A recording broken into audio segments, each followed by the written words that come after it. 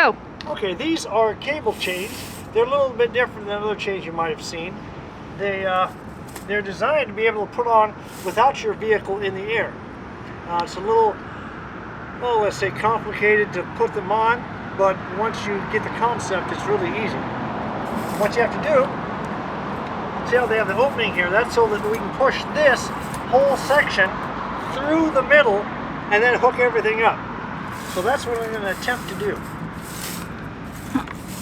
The hook, I'll show you the hooking mechanism. It's just a hook. The inside is just hooked like this. That's all there is to it. So there's no adjustment to it. So now, I'll attempt to push that through there. There you go. If you try to keep it one end away from the other, it won't snag and you'll have to work against yourself. It'll be a lot easier. So now I will push these through there. This is where a coat hanger might come in handy to be able to grab it from the other side and pull it through.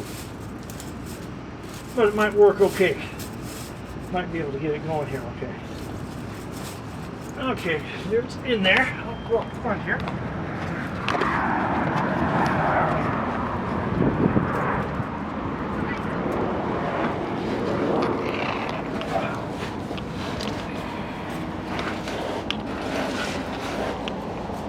Work on pulling that through here.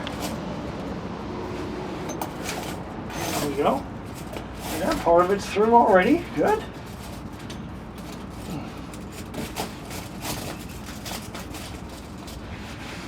Okay. There we are. That's the upper part. Okay. Good. Now,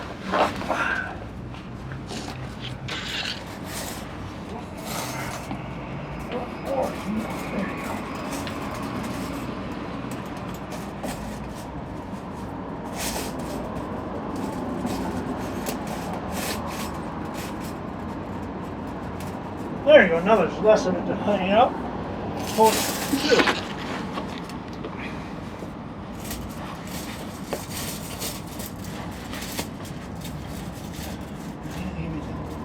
Hook there, there we go, come on.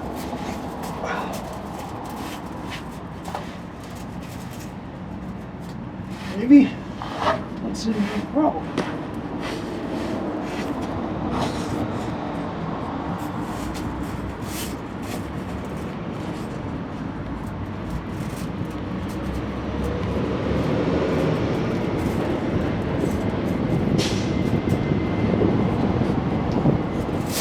There we go. Now we got pretty much through there. That's how we want to go. There's my outside.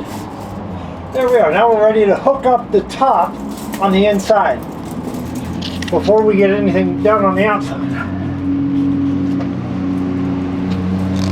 So I get that little, I got an eye hook here and the hook fastener over on the back side, and I just put it on there. There, that's done.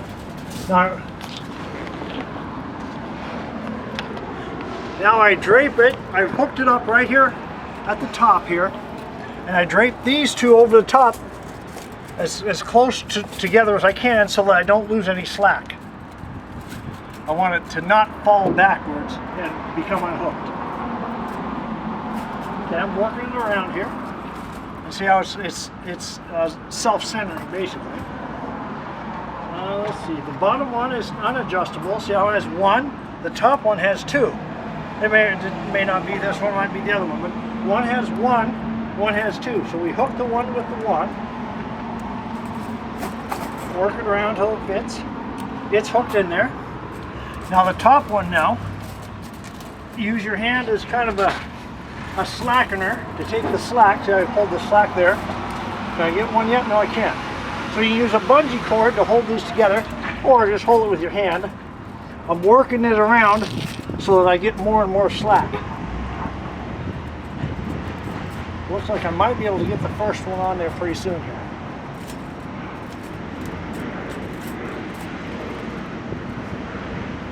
So get the first one on there. There you go. Now I'm never going to lose it, so I just pull out on it and wiggle it and jockey it back and forth to try to take up as much slack as possible.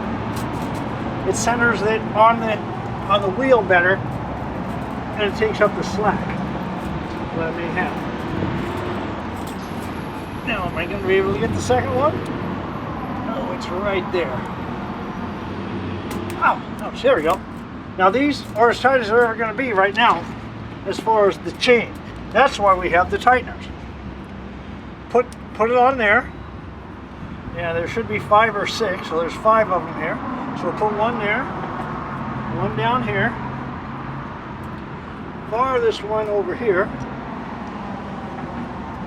Oh, there you go. Another one up on this chain here. And the last one about in the middle. Right there. There you go. And that's all there is to them. This doesn't need adjusting. Some of them don't have, they have this O-ring, but they don't have these kind of clips. They have the chains themselves have a clip on them. And you have this bar, about 16, 18 inches long, that you lay into one. It has one of these. It has one of these attached to the chain. You put the bar has a hole in it. You put it on here, put it behind here, and you lift up on it, and this slides down onto the hook, and that's all there is to it. These you don't have to adjust. They might have 2 of these for each wheel. Sometimes that's kind of nice to have it. These are they swear by them down south out of Medford, they said, but the guys up here really don't care much for them. But if this is what you have, this is what you're going to use. So that's easy. Taking them off, dismantling is very easy. Just take off a couple of them. Be sure there's a difference here. There's a fat end and a skinny end. The skinny end, of course, goes around the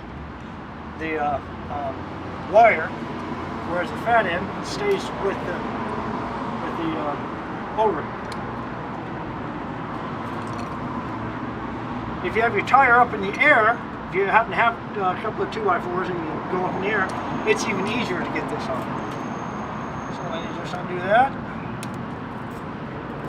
Loosen it up. Might even undo the outside one. There you go. Undo the back one here.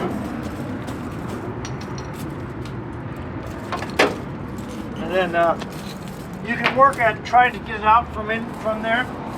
Myself, I'm just going to drive over it. It's so much easier.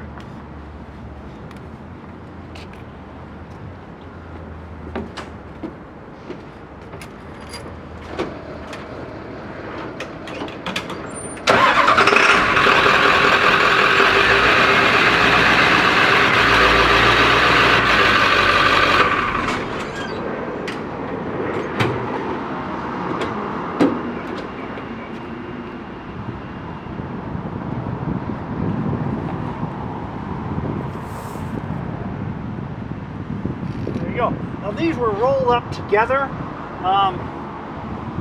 I wouldn't suggest you do that. It takes a long time to undo them if you do that.